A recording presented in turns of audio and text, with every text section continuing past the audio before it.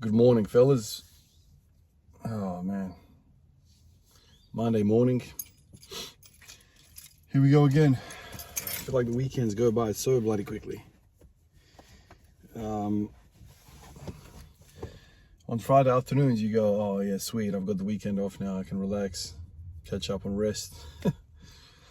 It goes by so quick, and here's Monday again.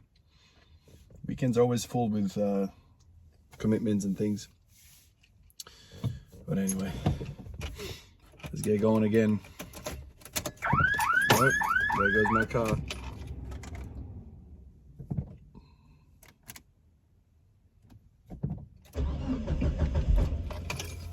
No, it's not gonna turn on. Oh man. Sometimes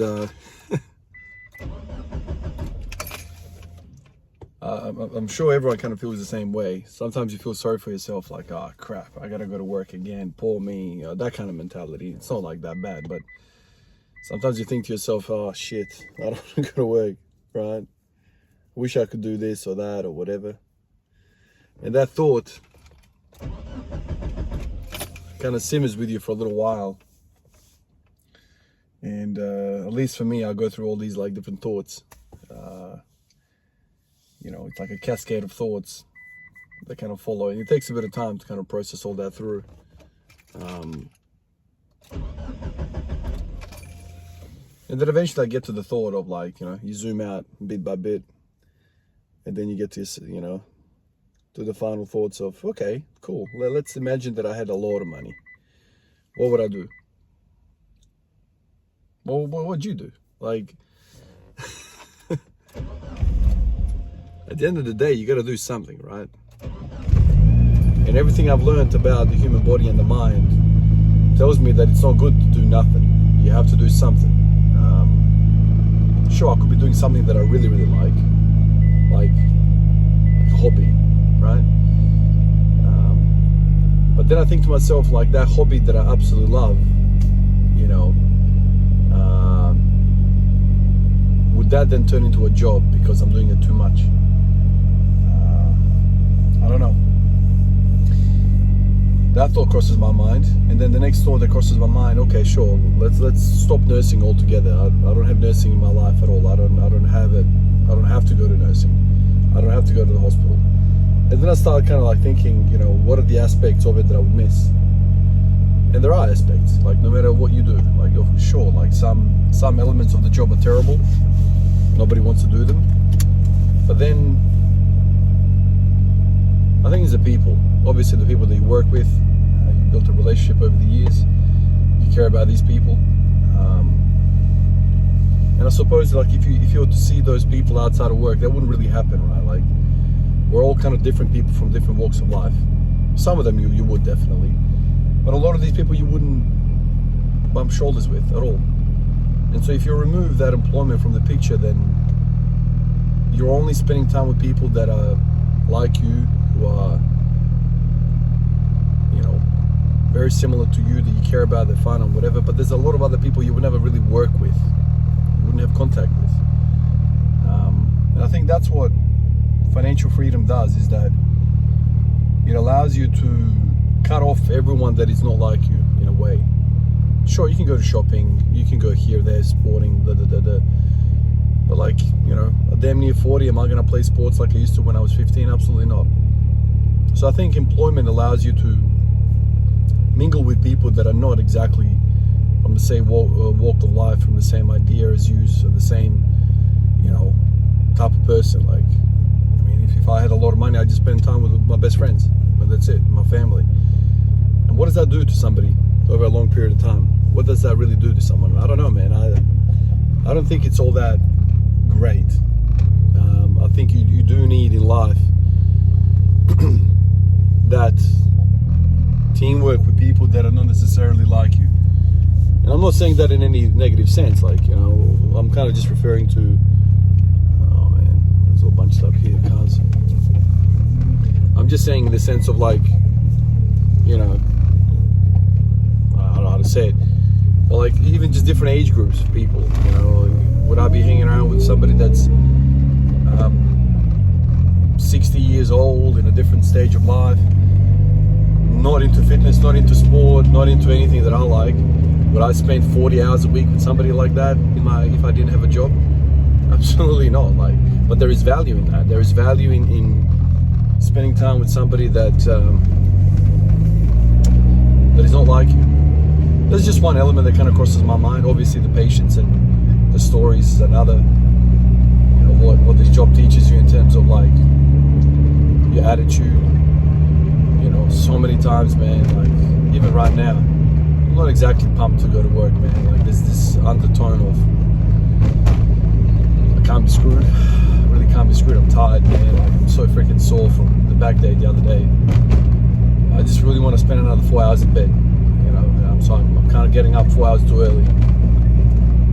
But then the very next thought is, I'm not going to an office, man. I'm going to have contact with people that are very, very ill. And I don't know why this is, but I've always kind of had this feeling. I know today I'm working at triage, so I'll be getting the first stories, people coming in. I'll be triaging them, giving them a 1 to 5 score, really, of how quickly they need to see the doctor, do my assessments. I'll be assessing patients all day.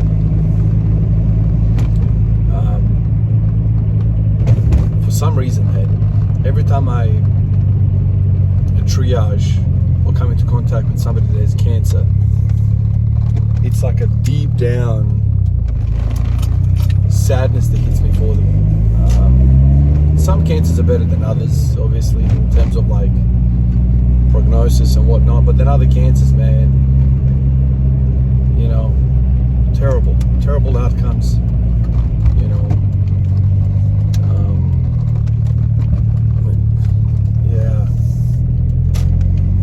we lost my father-in-law. Jeez, man, how long has it been now? 4 years ago? I think it's been 4 years. 5 years?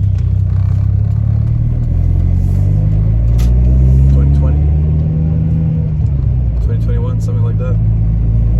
To pancreatic cancer. And so anytime somebody comes in with that, I'm it's just terrible, man. I feel sorry for these people. How do you deal with it mentally in the last stage of life like that? So all of these things, it's funny how the brain works. You feel sorry for your situation. You feel sorry for your situation. What situation? You're really blessed. But the brain doesn't come to that conclusion very quickly. In the morning I wake up and I feel terrible, but it doesn't think about other possible situations you could be in. So even though we always say I've always said comparison is the thief of joy. Well, it can also bring some clarity as well. So that's where it has a double-edged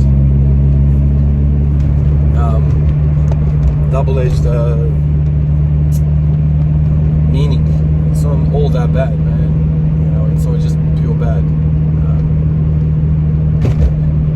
I think that's the magical part of this nursing gig, man. I don't know how other people do it, man, but I can't help but turn to philosophy when I'm in this frame of mind. How do you make sense of this? How do you make sense of everything? If you're surrounded by death and dying and sickness freaking every day, man. 40 hours a week you're thinking about that. What are you supposed to not get affected mentally and think about everything, think about the deep questions? I don't know. How can you be around death and sickness all the time and not think about life? I don't know how that works. I'm obviously wired a certain way that I think about this crap all the time. And a lot of times I come up with the conclusion of, I don't know if there's any other thought that's more significant than that. Of what's happening here.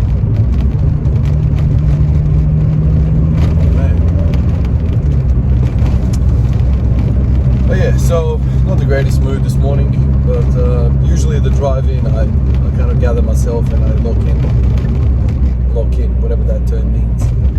Just feel better about the act of going to work. And there's elements to it as well, you know, obviously. If I was, I say this all the time to my colleagues sometimes, you know, if I was a single guy, you know, I didn't have to be responsible to anybody like my kids and provide for them, family and whatever. Man, sometimes I think to myself, like purely selfishly, I would just freaking be in a 1-bedroom apartment somewhere with a freaking squat rack, like in the living room, like in the bloody kitchen if I didn't have a living room. Then I would just chill there and freaking train every day and read books and watch docos, and you know, I say that to myself. I probably wouldn't. You know,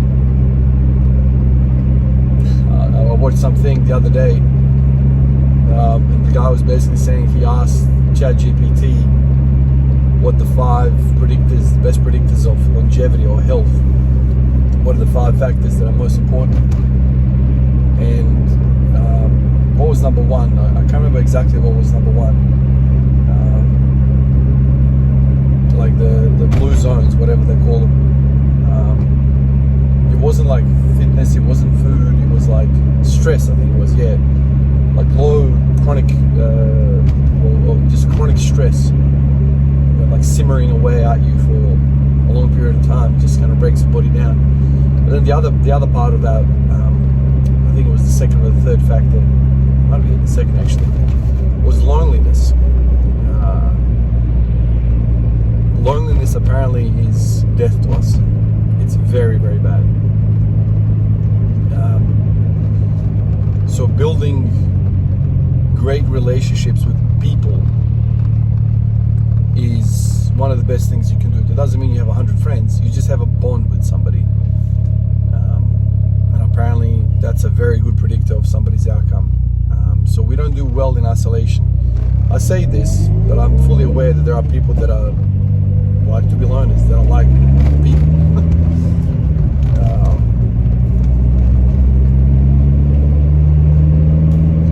I don't know how he works that out, but that's what he worked out. So you need relationships. So like my little story of being in a 1-bedroom apartment and just a squat rack and just chilling there, I wouldn't be happy with that. I've got a lot of people in my life that I care about, and maybe that 1-bedroom apartment wouldn't accommodate for that. But maybe that's just like a reflex thought when I'm, you know, tired and pissed off and working in an emergency department with 1 billion people around me. Sometimes I'm like, man, screw this shit, man. I just want to go to a kitchen somewhere and just, you know, I want to be in a place where I have to move the barbell to get to the kettle. That kind of shit. I need to bloody move the barbell so I can flick on the kettle so I can make a cup of tea. I don't know, man. But we have all, like, I'm guessing we all have these comforting thoughts sometimes where we're, you know, dreaming about the other extreme of things. I don't know. You go through all these stages in your life, moments in your life, you know. And all these people that are driving around me, they're all going to a workplace. And everyone's going somewhere. Yeah, I don't know.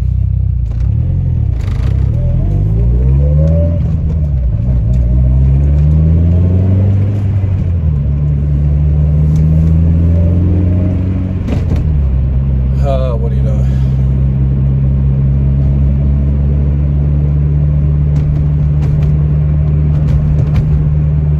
The one thing that I do kind of dream about though, okay, you know, we all gotta work, whatever, there's many different elements to it.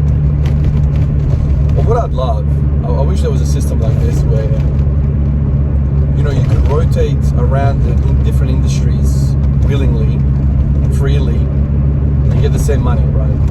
Obviously that doesn't make sense economically, but imagine you spend like, I don't know, 2 years nursing, whatever, so you get that exposure in ED perhaps, or ICU or something like that, and then like for the next 2 years you're a mechanic and you're just kind of like doing that job, you know, you like repair cars and things, and then after like 2 years later you're like on a ship somewhere fishing or something, I don't know, just something so drastically different. But there's so many cool jobs out there, and I feel like after the first few years of working at it, it kind of gets a bit boring. Maybe even longer than 2 years, maybe like 5 years or something. You kind of, whether you're a master of nursing after 5 years, you know, I'm bloody 15, I'm still learning, but you know what I mean? Like, how cool would that be? Like, I reckon it would be more fun.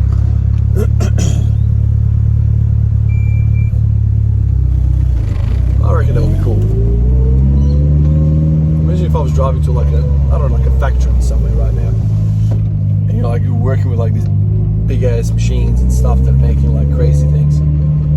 That would be like really, like I'll be switched on like crazy because I'm learning something completely new. I reckon that would be cool. What was the other job that I always talk about? Like mining. Imagine working with a freaking machine that is like big as a building. You know, like that would be like really fun to kind of learn about. I reckon.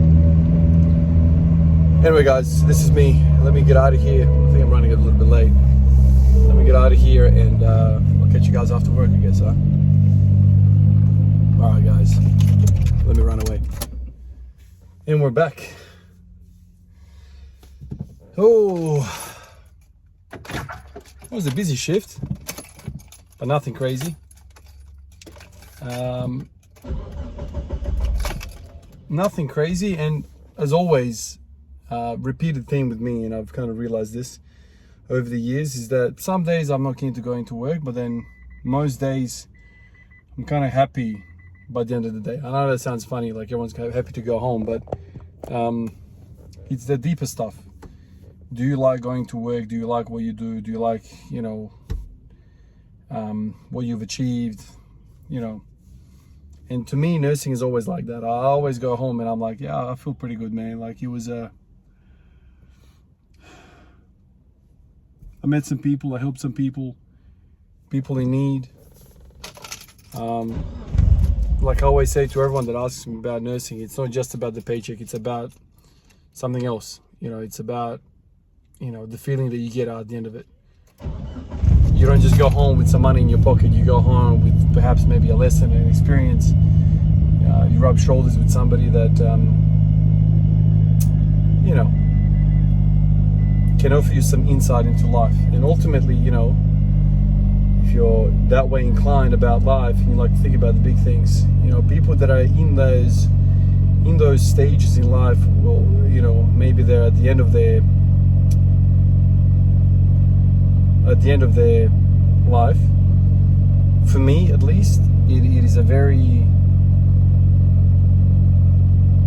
valuable time to spend with people like this, because they think differently and they view things differently.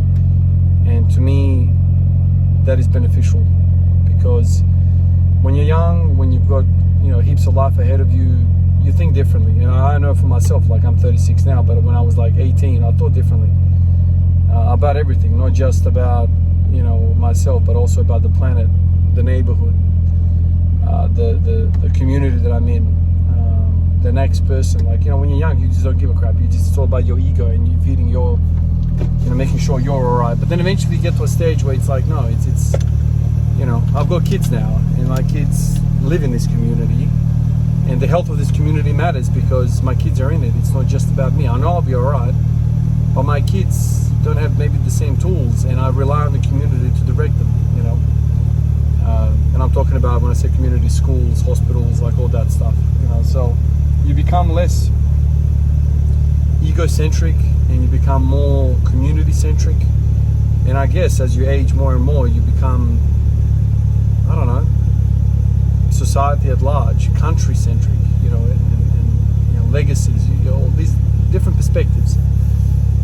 And there's a transition, you know, in your life about that. But the bottom line is, a lot of people, you know, live this life and they don't have these experiences with people. Maybe they're not good with their parents, maybe they don't have any grandparents. The people are not having kids, you know, later and later, and so maybe grandparents are dying before they can, you know, instill some of these beliefs and lessons into them. But in this work, in health, you are constantly rubbing shoulders with people that are of advanced age and people that are in position that, let's think about it, man, like wisdom comes with time and experience. And of course, not every old person is wise and whatever, but the chances of you meeting somebody like that, you know, goes through the roof when you're always around older people and sick people. And funnily enough, when you're sick and you're a young person, like there's people with cancer at 40 and 50, they also have a different, vibe, because they might not be 80 or 90, but they're at the end of their life. So, and to me, I always go home and I feel hopeful. And maybe if I went to an office job today and I clicked some buttons on a keyboard and did some spreadsheets about finances, whatever, I wouldn't have the same energy that I have right now. Like right now, I want to go home and I want to squat, I want to train, because I'm so lucky, because I know those people that I just had contact with, they can't do this. They can't go home and spend an hour and a half, 2 hours in the garage with their kids running around. Like, how wealthy am I? Like that is wealth. But you don't get that feeling if you just don't have this, And that's what keeps you coming back. It's almost like, why do women go have another kid? Don't you remember the freaking labor and all the, and child delivery? That was terrible. But somehow the body washes away all of those memories and makes you want another one. It's funny how the brain works. In a similar way, but on a much, much less level, obviously. Nursing is like that. Some days you don't really want to go in, but at the end of the day, you're like, man, I'm glad I did this, man. I'm glad I helped somebody, and I'm glad I spoke to this person and that person. Because they kind of make you feel like you're lucky what you have in life. And I go home and I'm so happy. Anyway, that's what's in my mind right now.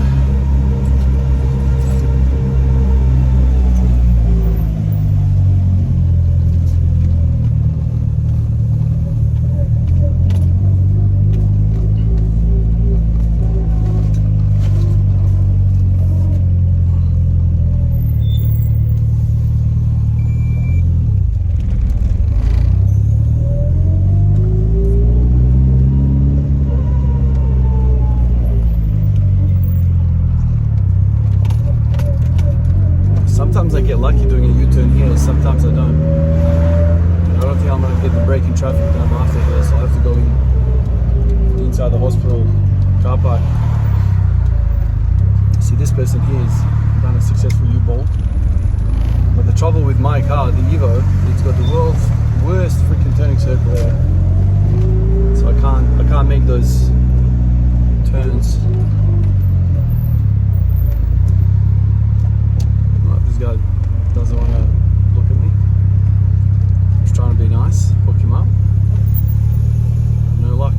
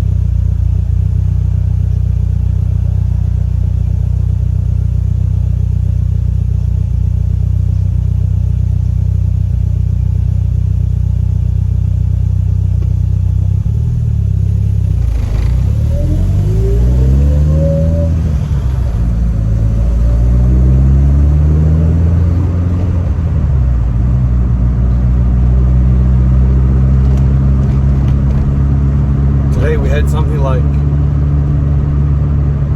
18 mental health patients in the ED today. It's always interesting to me how they come in waves, these presentations. Some days you feel like it's a chest pain day, everyone comes in with cardiovascular problems. Some days it's abdo pain, everything's got abdo. Lots of psych patients around.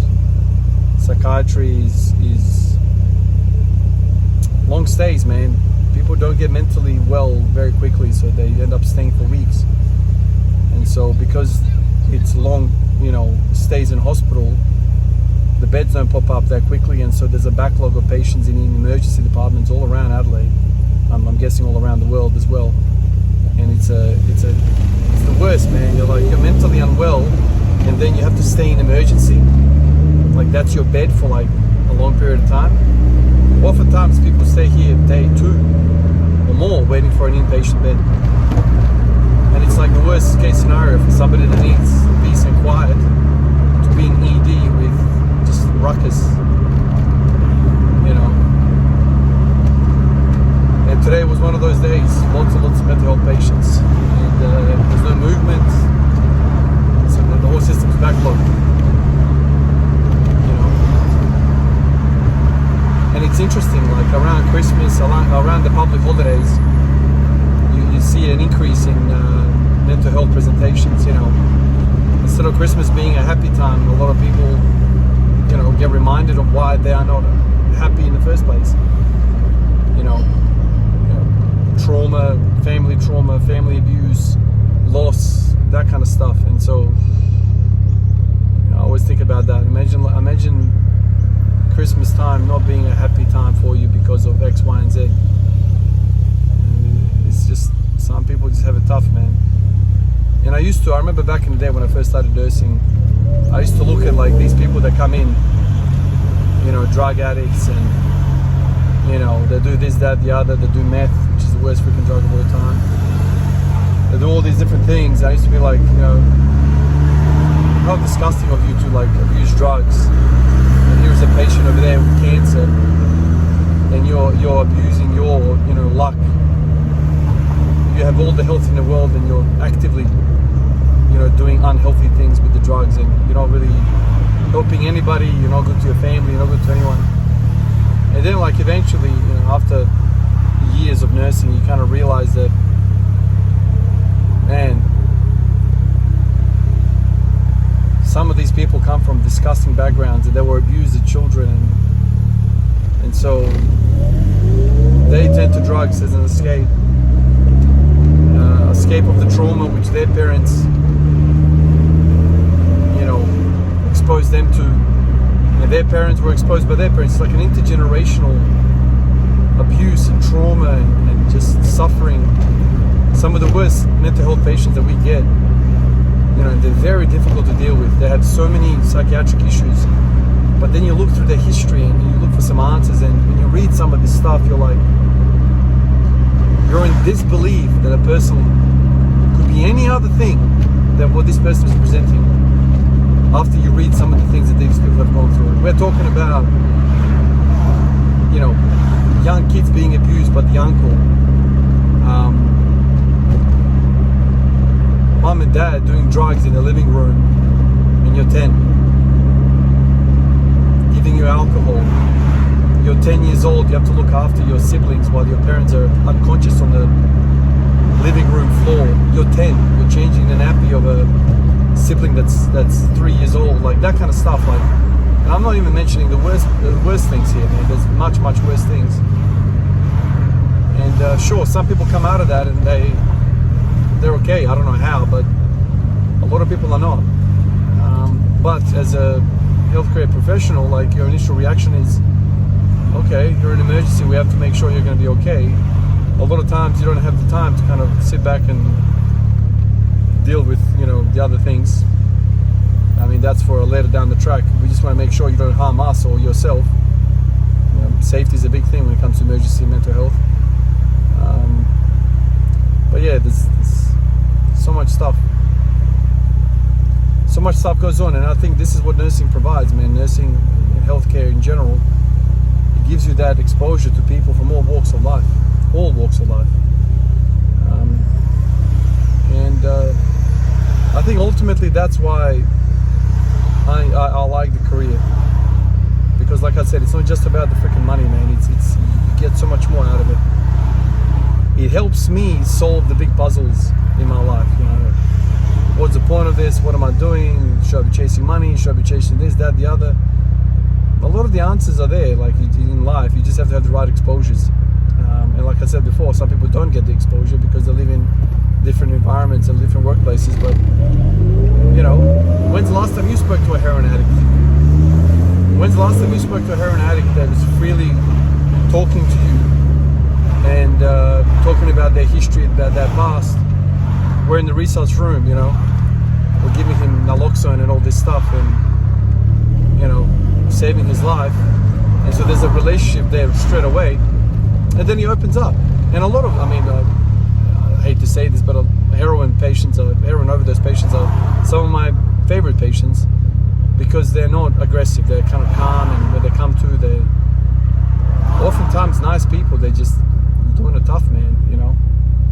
And then you ask them, like, you know, how did you get into this, why do you do this, blah blah blah blah. And, you know, a lot of them don't say right away, obviously, but once you see them 10, 15, 20 times in a year, they recognize you, you recognize them, you know, and then the conversation kind of flows on from one presentation to the next, and they tell you bits and pieces, and you're like, wow, that's terrible, man.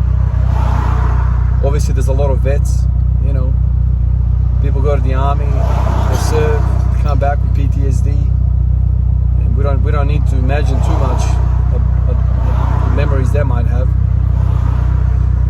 And so it's just trauma. Obviously, there's other people as well that are just, you know, they just decided they want to experiment with drugs. Next thing they know, they're addicted, and the rest is history.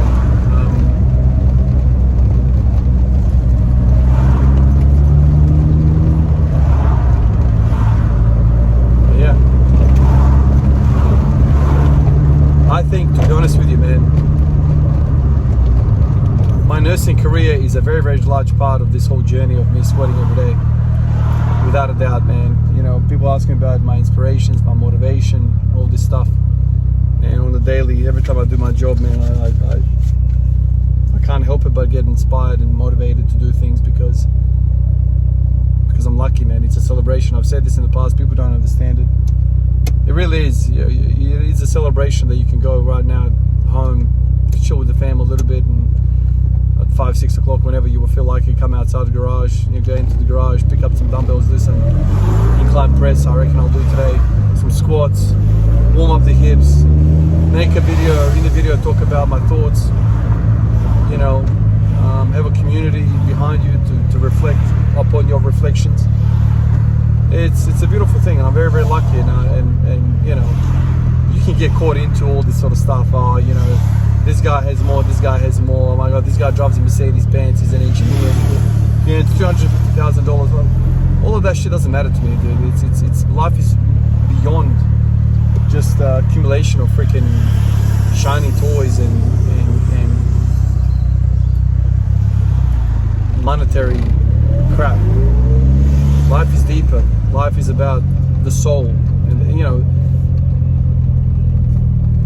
last night I'm reading the Bible, right? And as I said to you guys before, that I'm reading the Bible every night. I finished the fourth book of Moses.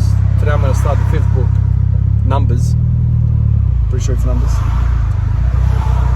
And in the Bible, you're reading some of this stuff, and you're like, you know, it's just eye-opening, man. It's eye-opening. Whether you believe it or not, it's eye-opening that even if you say, like, let's say the Bible is a history book. This is how people used to live back in the day.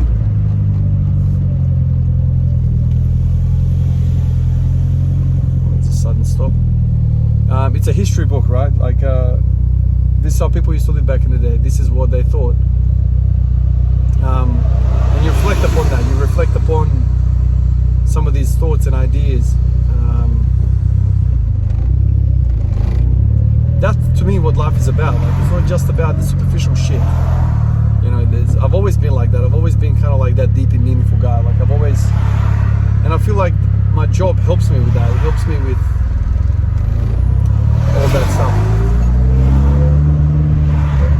And I remember, like, you know, growing up, you know, before I met my best friends and whatever, like, a lot of the people that you speak to, it's all just superficial talk. People rarely want to get down and dirty, if you will, and then talk about the real deep shit, man. Because it's uncomfortable. There's no answers. There's speculations. It's philosophy. It's all that uncomfortable shit. But, like, for me, I want to know, what the hell are we doing here, man? Like, what is going on? What is the point? How come, like, when I bought my first S15, I was happy as shit, right? And then eventually I stopped being happy. Why is that? Like, why can't I be continually happy? And then I bought my second S15, and then I bought my Ford XR6 Turbo. And then I bought this thing. The shit's getting lesser and lesser, the period of happiness. Why is that? You know, shit, if I bought a Ferrari, would I also be happy for 2 weeks and then it just wears off? Would that be the case? In that case, what the fuck are we doing? Why do I even have to work really, really hard to get millions of dollars? What's the point, man? So like, I ask myself these questions, and I want answers to these questions. Will my Evo experience be exactly like my S15? What if I bought a Ferrari? Is that going to be the same as my S15 experience? Like, truly it doesn't matter. Then you start talking about ego, all this stuff. And I feel like the Bible, nursing, the Squad Everyday Journey, all of these things kind of like help you get that deeper stuff. I don't feel like training, but you do it anyway. And you explore that feeling, explore those thoughts. I don't know.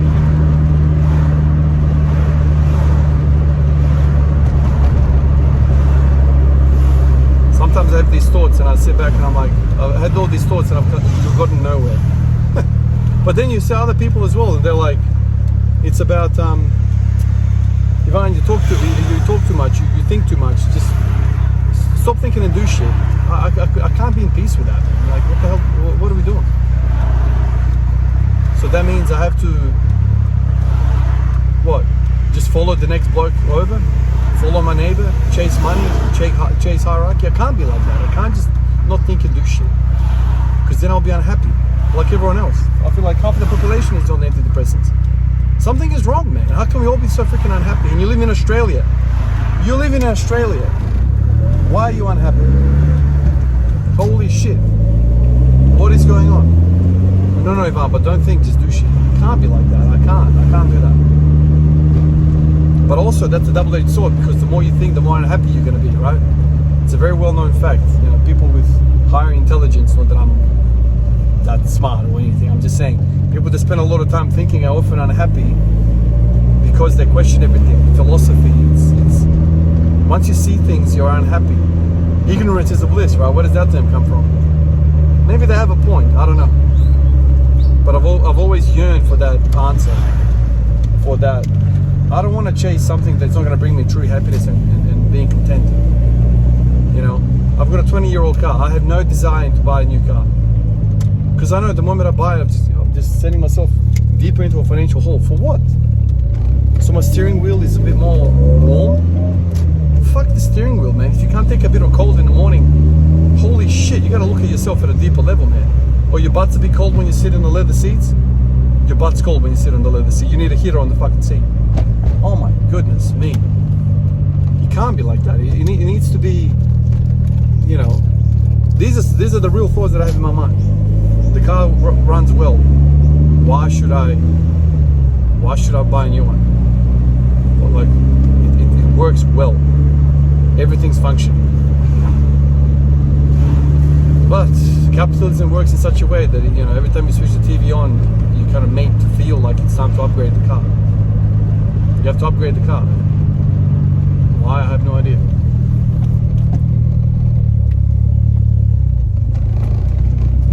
And the amount of people that you meet that have mental health issues, and you're like, wow, man, you are like a rich person. How come you're mentally unwell? I don't know, there's more to it. You need to figure that out yourself.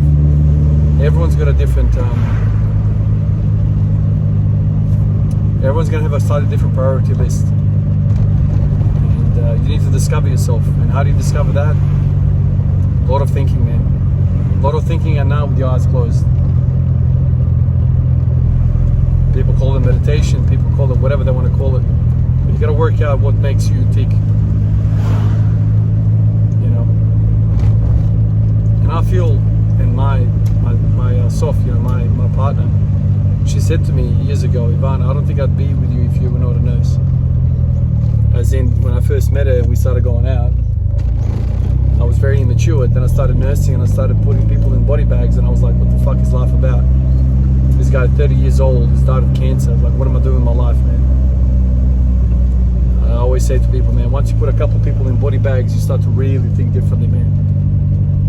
Life is different. Life is very, very different.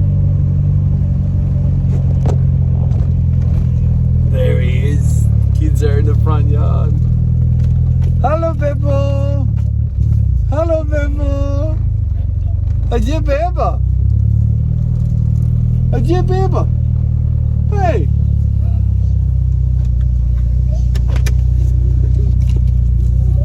Ne pucati tatu, dai.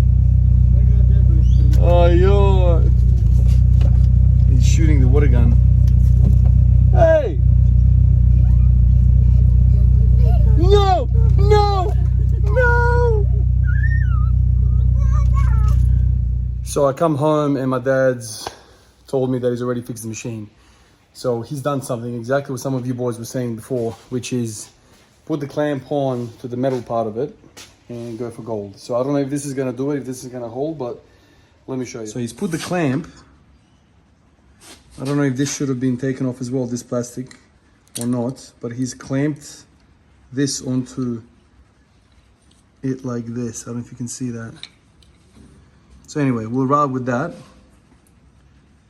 I don't know if this is gonna work or not, but like, you know, I think the next step is just to, you know, desheath the whole plastic from the metal and go metal on metal everywhere.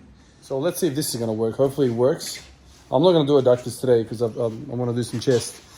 I want to do some incline press and shoulder in the bench, but yeah. So far it's functional. Can it take 110 kilos like yesterday? I'm not sure, but let's find out. Probably next week. I know I say this all the time, and you probably have the same thoughts all the time as well, but my God, I don't think I've been this sore for a long time. It's always the case, isn't it? You try a new exercise and then you're bloody really feeling it. I've done rows a ton in the last year or something. All different ways. I did some pull-ups the other day, 3 sets of 5. That couldn't have done it. But these bloody pullovers, man, I did dumbbell and then I did cable, and I pushed the cables up a little bit. Oh my God, I'm sore through the lats, through my rear delts, through my chest. I'm sore through my chest, and I know the pullovers also hit the chest. I don't understand how, why, or what the mechanism is. I don't understand that. But my chest is sore like a freaking done chest. I don't quite understand the manipulation of, you know, narrow, wide, or whatever. What does more chest, what does more back in pullovers. But what I've done there really smashed them. The other thing, which I have learned probably a couple of years ago, when I first discovered the pullover machine in one of the gyms that I was going, I tried it and I was like, wow, this feels freaking amazing. And I went nuts. And I went absolutely nuts. I did shit ton of sets, you know how I do. I like to overdose on all these things when I find something that's really good. At the time, I was doing it for the deadlift. I was thinking, pull the bar closer to me, right? So I did heaps of pullovers that day. What followed was, sure, I had a bit of a back DOMS. But what really got me was the tricep DOMS that I had after pullovers. Oh my God. I'll never forget that day. I remember feeling it was more than 7 days, and I'm not even exaggerating. This was insane. It was like 10 days worth of soreness in the triceps from pullovers. Now, you think to yourself, everything that you know about weightlifting, everything you know about bodybuilding, muscle building, hypertrophy, all that stuff. My friend, I have never felt DOMS in the triceps from any other tricep exercise ever. The pullovers is not supposed to be a bloody tricep exercise. But the DOMS from the triceps was insane. I think it's the long head, the one that crosses over into the shoulder joint. So it does shoulder extension. My Lord. I don't even know what that looks like for somebody that has an overdeveloped long head of the triceps. I don't know what that looks like. But I can see how easily it can be done with just simply doing a shit ton of pullovers. The other day I did my little pullovers. It's not, you know, with the cable, it's nowhere near as good as the pullover machine, but it still got me good, man. The triceps are taxed, and I thought, yeah, but the long head, does that really have an impact on bench? It's such a completely different movement pattern between bench and this. Well, yeah, today 120 on the bench felt freaking terrible.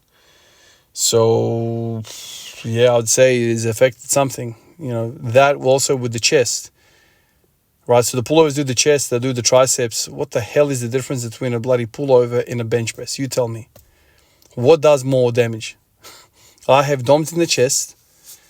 It's not nowhere near the level as the triceps, and the tricep DOMs is another level, man. I know a lot of people don't have that Nautilus machine, the pullover machine, the world famous one, the one that, you know, was made popular by that UK bodybuilder, Dorian Yates. And it kind of fell out of favor. I don't know why people don't really do that anymore. I don't know. Like it's not something that I see a lot of people doing. Anyway, it's amazing for him and it's amazing for me, but not so much for back. It's like for triceps. I don't know how Dorian Yates, if he had huge triceps or whatever, but man, I am right now. It's a tricep exercise, and you know, I mean, this is a couple of times in my life that I've done it really, really heavy, and each time the triceps have been sore. And I'm predicting, like right now, if I was to try and scratch the back of my neck, I can't reach the back of my neck, man. That's how tight my tricep is. So I imagine if you really, really overdo this, you might lose mobility in the shoulder or something. I don't know. But then again, the pullover is really a stretching exercise. So maybe it's just the DOM stage. Like once the DOMs leave, you'll have that range of motion again. But oh my God, does it bind you up, man? Oh my Lord. I can't even freaking scratch the back of my neck. Like that's how tight the tricep is. So why did I do that? Well, I've kind of identified the back is a problem still, and I really wanted to overdose on it. Rows are given. Like that is a staple of me, man. I love the rows every which way. And I'm looking at these pullovers and I'm like, these pullovers are something as well, man, because they isolate the shit out of that region, that, you know, extension of the arms. My God, it's absolutely incredible. Surprisingly, this didn't feel that bad. So maybe the long head doesn't do something in incline. I don't know, man. I'm freaking sore. Tomorrow I was hoping to hit pullovers. I completely forgot when I was doing them. I was like, yeah, I'll do pullovers again, you know, a couple of days later on a Tuesday. You know, no, there's no way. I'm not doing pullovers. I'm not doing anything tomorrow. Tomorrow is probably going to be a bit more hip work. Maybe I just do hip work. I'll just do freaking, I don't know. Maybe I'll do some biceps or something. I don't know. I'll maybe some hip work. Part of me is now wondering, do I just, even though the machine's fixed, do I just do a bit of abductors now? Tomorrow again. Well, they're sore as well. Maybe adductors. I don't know. I'll do probably hip work and a bit of bicep work tomorrow. I'm not ready for tricep work. I'm not ready pullovers. This is going to be sore for a while now, man. It's going to be very, very sore for a while. So I'm going to explore pullovers a bit more. Definitely. I'm going to chuck them in with the rows, same thing as last time, and I'm going to hammer them, and let's see if I can get accustomed to them somewhat. But if you haven't tried pullovers with a cable or the pullover machine, if you've got a pullover machine, I think you should freaking give it a go, man. I don't know why you're not doing pullovers. I don't know why I wasn't doing pullovers, but now I'm doing them again. Appreciate you guys. Long video again. I can't quite like these freaking car videos. I don't know. Especially after the shift, because you know how it is. You're straight out of the oven, right? You're straight out of the oven from ED, and so those thoughts come to me. You know, like right now, you know, straight after training, the thoughts come to me easier, and you're in the mood, you're in the thought process, and so it's best to get like straight after the action, your thoughts, and I quite like it. Appreciate you, fellas. If you made it to this bloody long ass video right at the end, appreciate you for sticking by, and I'll catch you guys in the next one. Peace out.